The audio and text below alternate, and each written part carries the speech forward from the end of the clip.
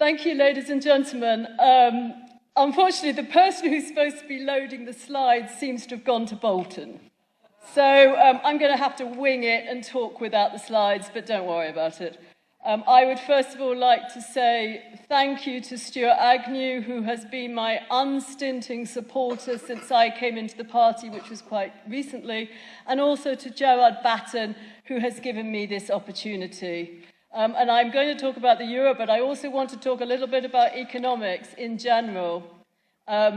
Economics of people, the type of Trump economics, the sort of economics that people understand, everyday economics of jobs and bills.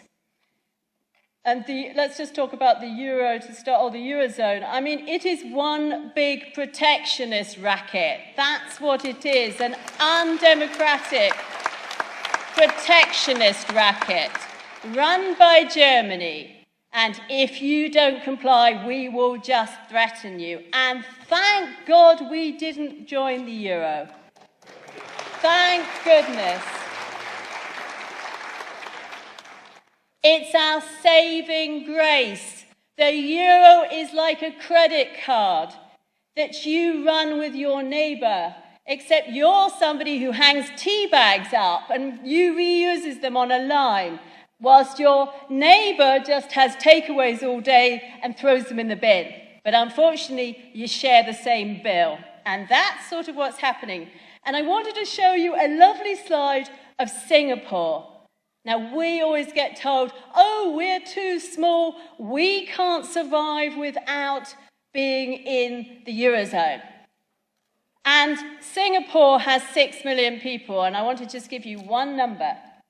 In 1990, in sterling terms, the average Singapore monthly wage was £500 a month. In 1990, the average British wage was £1,000 a month. And now, the average Singapore wage is £5,000 a month. 5,000, and our average wage is 2,000. And don't you think the Momentumites, the Corbynistas, those young people, if they were earning the same as the Singaporeans were earning, they would believe in small government, in independence, in the capitalist system, not to bring us Marxism.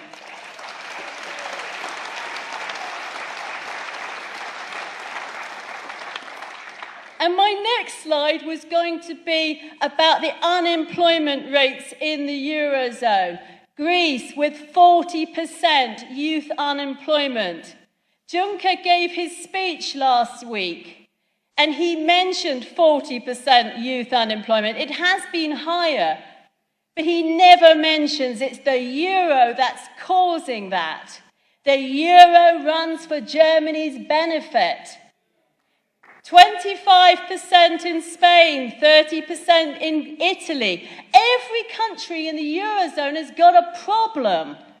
Poland, it lost all its young. Bulgaria lost a third of its population, and its Muslim percentage increased from 7.5% to 15%. It lost its young people because they all came to Britain. Britain, it's clogged roads, it's waiting lists, it's housing that we can never control. And it's the euro that's causing that.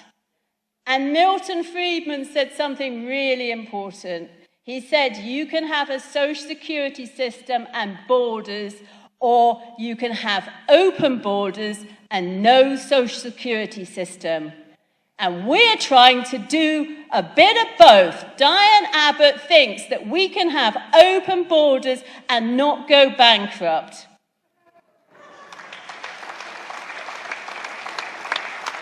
But I'm going to tell you something good. I think the euro is going to implode, and it's going to implode soon. And my next chart, which of course I can't show you, but it's one that looks like this. It starts like that, up to 208, and it was all fine, and all the lines went along, and suddenly it does that. And you can imagine there's one line up here, and there's two lines down here, and that's a positive, and that's Germany, with 1 trillion euros in something called Target 2 that you don't need to know about, but basically it's got a whopping credit against Italy and Spain. And that credit, Target 2, which you probably have never heard of, but watch out for it. It's going to be like subprime in 208. You never heard of that either, and suddenly everybody heard about it. That's what's going to kill the euro.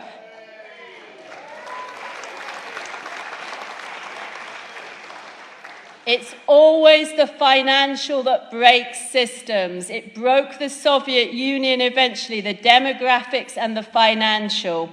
It's breaking Venezuela now. Venezuela, people, are basically not just about eating insects now, and they have an economy with the biggest oil reserves in the world, and they have an income less than they had in 1950, and that's what Corbyn will bring us. We have to give hope to our young people, hope to have a house, hope that they can get a car, hope that they can have a job. And the way we're going, we have no hope. We can't eat diversity. The Chinese don't care about diversity. And we have to care about our country. And if we can show people that if we had a Singapore system that worked, that we would be prosperous, and that would save our country. I think I'm going to finish on that note, but I just want to say, watch out in the next 2 years. Financial markets always take longer to start the damage than you think, but once it starts, it works really fast. And who is going to save the European Central Bank? Because if Britain and the Bank of England started going down, we are the Bank of England. Except, of course, we're run by Carney, who is a Canadian earning $875,000 a year. And I'm going to end on one thing. I want some populist economic policies that people can understand. And the very first one I would like to introduce is nobody in these public sector bodies, these quangos, these universities, earn more than Theresa May, the Prime Minister. She earns $175,000.